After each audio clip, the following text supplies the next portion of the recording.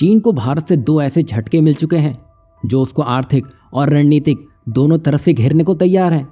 तो चीन अभी ये सोचने में लगा है कि भारत ने जो उससे LAC पर सुलह कर ली है तो भारत उसके मन मुताबिक ही चलेगा।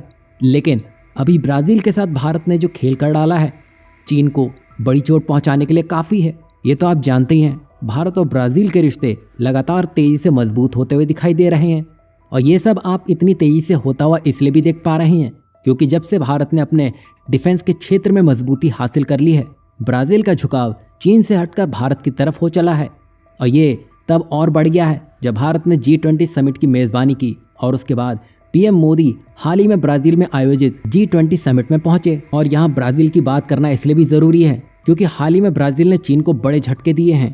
पहले तो उसने चीन के बेल्ट एंड रोड इनिशिएटिव यानी कि BRI में शामिल होने से ही मना कर दिया, जो चीन का प्रमुख इंफ्रास्ट्रक्चर प्रोजेक्ट है।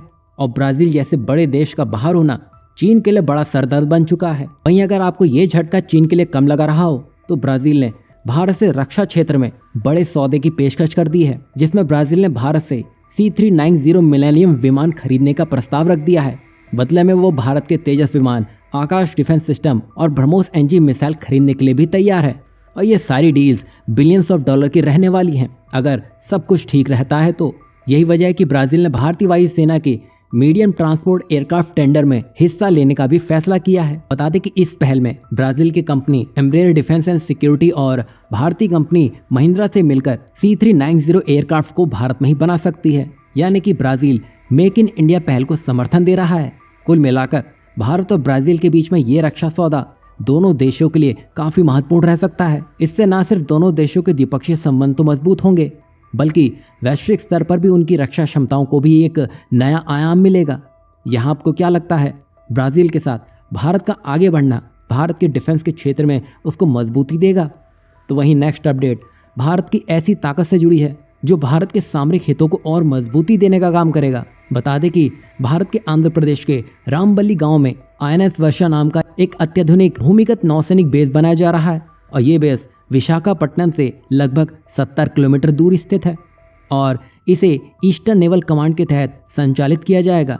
और इस प्रोजेक्ट का उद्देश्य भारत के पूर्वी तट पर विशेष रूप से बंगाल की खाड़ी में सुरक्षा और रणनीतिक उपस्थिति को और मजबूत करना होगा। बता दें कि भारत के इस कदम से दुनिया को यह संदेश दिया जा चुका है कि भारत की तैयारियां पहले से बड़ी और विकराल रूप लेने में लगी हुई हैं। वहीं भारत के INS वर्षा का काम खत्म नहीं हुआ था कि भारत ने ऐसा धमाका कर दिया है कि वो चीन के कानों में अभी भी गूंज रहा होगा। दरअसल भारत ने हाल ही में एक ऐतिहासिक कदम उठा लिया है जब उसने पहली बार K4 न्यूक्लियर मिसाइल को एक सबमरीन से लॉन्च कर दिया है। और ये भारत के इतिहास में महत्वपूर्ण घटना है क्योंकि पहले कभी भारत ने समुद्र के भीतर स्थित किसी भी भारतीय सबमरीन से इतनी लंबी दूरी वाली मिसाइल का परीक्षण नहीं किया था। आपको बता दें कि K4 मिसाइल 3500 किलोमीटर तक सटीक हमला करने में सक्षम है। अब तक भारतीय सबमरीन में K15 मिसाइल ही थी जिसकी रेंज 750 किलोमीटर थी, लेकिन अब K4 मिसाइल का परीक्षण भारतीय रक्षा प्रणाली को और भी मजबूत कर देगा।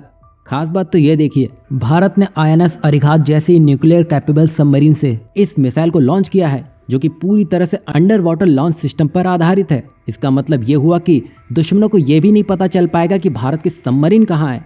ये परीक्षण चीन और पाकिस्तान के लिए सबसे बड़ा सिरदर्द बन सकता है। चीन को अब अपनी सुरक्षा रणनीति पर फिर से विचार करना पड़ेगा क्योंकि भारत की मिसाइल उनकी मिसाइल डिफेंस सिस्टम से भी बच सकती है। अब भारत की ये तैयारियां चीन के बढ़ते प्रभाव को रोकने के लिए बड़ा कदम माना जा रहा है। वहीं मलक्का स्ट्रेट और दक्षिण चीन सागर जैसे महत्वपूर्ण इलाकों में भारत की मौजूदगी ये साफ संदेश देती है कि अब व्यापारिक और सामरिक खेल में भी भारत अब पीछे नहीं है। दुनिया के लिए ये साफ संदेश है कि भारत अब किसी भी चुनौती से निपटने के लिए तैयार है। यह न केवल सुरक्षा के लिहाज से भारत के लिए एक बड़ा कदम है बल्कि दुश्मनों के लिए भी एक कड़ा जवाब भी है क्योंकि अब खेल भारत के हाथों में है। यहाँ आपको क्या लगता है, क्या भारत के K4 मिसाइल की रेंज सही में 3500 किलोमीटर ही है या भारत ने चीन और दुनिया से इसकी सही रेंज छुपा के रखी है? कमेंट में अपनी राय जरूर बताइएगा।